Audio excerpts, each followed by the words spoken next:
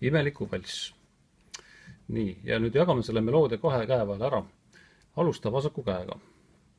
Et esimene noot D-noodist algab, siis on vasaku käega. Ja parem käsi on siin selle loo alguses nende 5 noodi peal G-st D-ni. Ja nüüd selleks, et me ei peaks parema käega siin midagi upitama, siis mängime selle ülemise noodi vasakuga.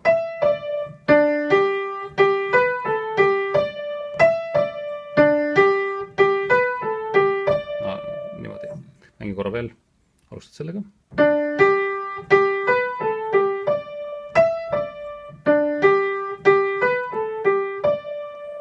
Nüüd tõstad parema käe uude kohta. Nüüd on pöial D-noodi peal. Ja siis D ja G on järgmised noodid. Nüüd vasak jätkab.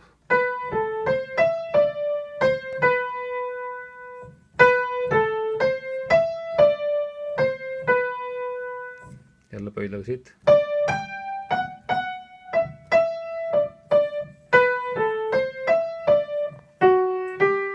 Ja nüüd 2 nooti siin lõpus jälle vasaku käega.